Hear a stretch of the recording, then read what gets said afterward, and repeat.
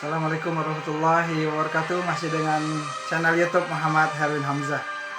Saudaraku, apa kabar sekalian? Semoga dalam keadaan sehat, selalu dalam rahmat dan kasih sayang Allah Subhanahu wa taala. Bismillahirrahmanirrahim. Alhamdulillahirabbil alamin. Alhamdulillahillazi arsala rasulahu bil huda wa dinil haq liyuzhirahu 'ala dini kulli wa kafa billahi syahida. Asyhadu an la ilaha illallah wa asyhadu anna Muhammadan abduhu wa rasuluhu amma ba'du. Saudaraku dimanapun Anda berada, Allah Subhanahu wa taala berfirman dalam penggalan ayat yang bunyinya auzubillahi minasyaitonirrajim. Bismillahirrahmanirrahim. Innamal mu'minuna ikhwatun. Sesungguhnya sesama muslim itu adalah bersaudara. Sesama mukmin itu bersaudara. Alangkah indahnya kalau kita senantiasa bersaudara karena Allah. Ukhuwah adalah ajaran Islam. Ukhuwah adalah sunnah Rasulullah SAW. Ukhuwah adalah salah satu perbuatan ahli surga. Orang yang senantiasa menjaga ukhuwah karena Allah, dia akan mendapatkan naungan, mendapatkan perlindungan, sebuah perlindungan dari Allah Subhanahu wa taala, yang mana nanti di yaumil akhir tidak akan ada perlindungan kecuali hanya naungan perlindungan dari Allah Subhanahu wa taala. Itulah orang yang senantiasa menjaga ukhuwah, yang senantiasa menjaga persaudaraan karena Allah. Segala sesuatunya hendaknya kita ikat persaudaraan ini karena iman, karena Islam, karena Allah, karena Rasulullah.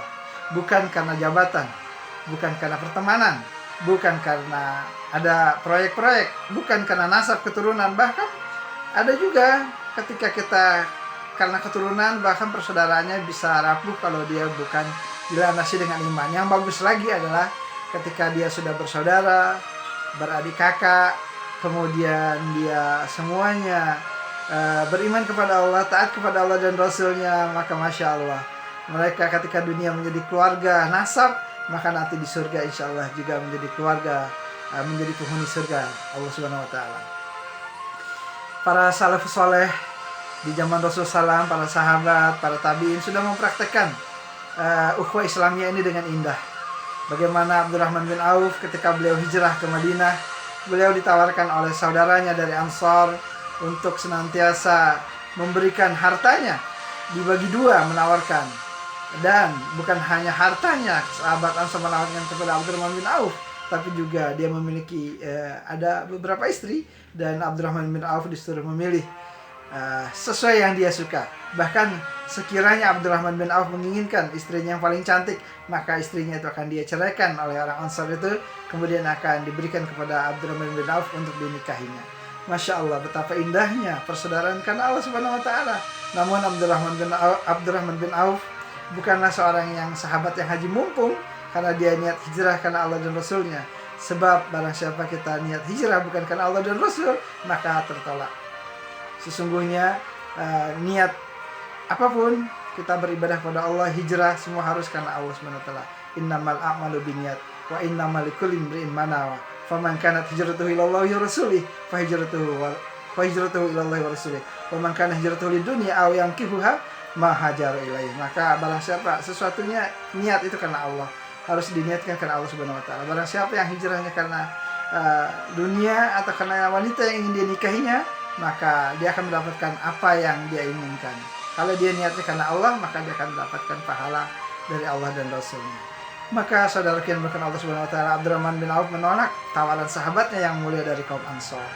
Dan dia hanya minta ditunjukkan di mana pasar yang besar, pasar yang bagus, pasar yang luas, yang banyak ramai, maka di sanalah dia mulai berniaga. Dan subhanallah, akhirnya Abdurrahman bin Auf sukses, dan kesuksesannya pun dia untuk perjuangkan untuk agama Allah, untuk menolong saudara-saudara muslimnya karena Allah Subhanahu wa taala.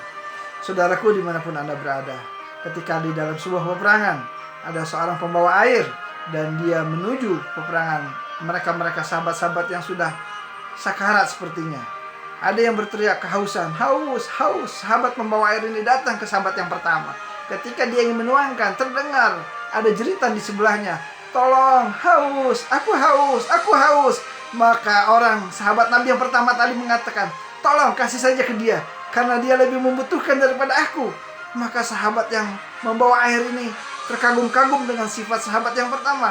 Dia pergi kepada sahabat yang kedua. Dia ingin tuangkan. Ketika dia menuangkan, ada juga terdengar hal yang sama. Haus, tolong, aku haus. Maka sahabat yang kedua mengatakan, tolong berikan air ini kepada sahabatku yang satu lagi yang membutuhkan, aku masih bisa bertahan. Maka pergilah dia kepada sahabat yang ketiga, belum sampai, maka sahabat yang ketiga syahid dengan izin Allah.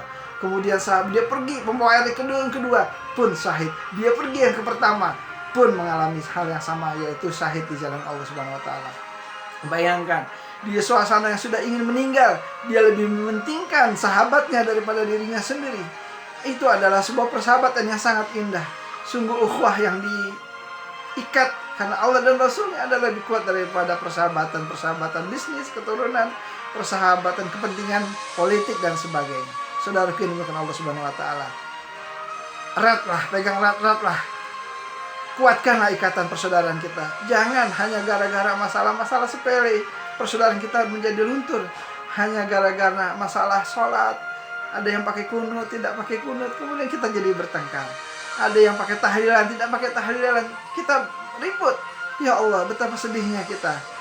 Orang yang pakai tahlilan, tidak tahlilan, asal dia sama-sama taat kepada Allah, itu masalah pendapat khilafiyah. Sudahlah, jangan terlalu dipermasalahkan. Yang penting dua-duanya soleh, taat kepada Allah. Yang tahlilan, kalau niat tahlilannya itu dia membantu saudaranya, kemudian yang tahlilan itu dia ingin menghibur keluarganya, mengaji, ada tazkirah di sana, tazkirah itu nafas, ya enggak, untuk merenung bahwa kita semua akan mati, tidak ada masalah. Tapi bagi Anda yang tidak tahlilan pun tidak salah juga. Saya pun tidak tahlilan, tapi saya juga tidak ingin menyalahkan orang-orang saudara-saudara muslim saya yang tahlilan. Kalau bisa jadi dia juga benar, lebih benar daripada saya. Allahu a'lam bishawab. Jadi kebenaran mutlak sebenarnya bukan karena saya, bukan pula karena ini dan itu, tapi nanti kebenaran mutlak adalah karena Allah Subhanahu wa taala. Saudara yang dimuliakan Allah Subhanahu wa taala, mungkin Anda tidak setuju dengan pendapat saya. Tidak ada masalah, karena tidak harus saya suruh juga untuk setuju. Saudara yang dimuliakan Allah Subhanahu wa taala, yang terpenting adalah bagaimana kita menjaga ukhuwah. Jangan hanya gara-gara masalah-masalah yang sepele. Bahkan kita rela atau kita bahkan diam membisu ketika saudara muslim kita terjadi pembantaian di mana-mana. Saudara kita dibantai, kita diam, kita sibuk saja masalah tahlilan, masalah kunut, masalah disirkan tidak disirkan ketika membaca Al-Fatihah di awal bismillahnya, dizaharkan atau disirkan dan sebagainya. Jangan hal-hal yang kecil-kecil itu membuat kita akhirnya ribut masalah-masalah yang tidak penting. Maka kita rajut, sudah ulama-ulama kita di Indonesia ini yang disponsor oleh guru kita Ayahanda Habib Rizik Syihab bersama Ustadz Bakhtiar Nasir, Agim, kemudian ada Ustadz Arifin Ilham almarhum. Masya Allah, mereka orang yang saleh yang berjuang untuk mempersatukan umat ini. Begitu juga ulama-ulama di dunia yang senantiasa menginginkan adanya persatuan ukhuwah di antara sesama umat Islam.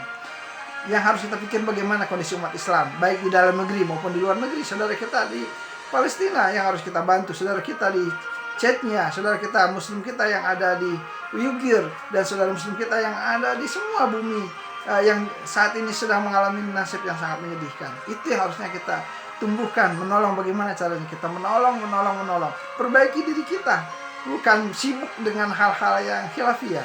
Maka saya menyuruhkan di video ini, mudah-mudahan kita senantiasa eratkan ukhuwah kita. Yuk, mari kita sama-sama bergandengan tangan sesama muslim. Mau Anda salafi, mau Anda dari jemaah tabligh yang Masya Allah, salafi jasanya banyak untuk mengajak umat kembali kepada Al-Quran dan Sunnah dengan hal-hal yang baik-baik, mencegah perbuatan syirik, dan saya harus dukung. Dan bagi saudara muslim kita jemaah tabligh yang mengajak saudaranya ke masjid, Masya Allah mulia. Bagi saudara-saudara muslim kita dari Nahdien yang senantiasa banyak merekrut orang-orang awam di desa-desa, di kampung-kampung untuk senantiasa bersalawat kepada Nabi, mengajak sholat, itu juga harus kita dukung. Yang tidak kita dukung adalah yang memecah belah. Yang kita tidak dukung adalah yang membenci ulama. Yang tidak kita dukung adalah yang menghina Allah dan Rasulnya di media sosial. Yang kita tidak dukung adalah yang senantiasa membela kemungkaran, membela yang berpaham anti Tuhan, komunis dan sebagainya. Itu yang harus menjadi musuh kita, bukan sesama kaum muslimin. Mudah-mudahan video ini bermanfaat buat Anda dan buat kita semua. Mohon maaf kalau ada kata-kata yang salah. Wabillahi taufiq wal hidayah. Assalamualaikum warahmatullahi wabarakatuh.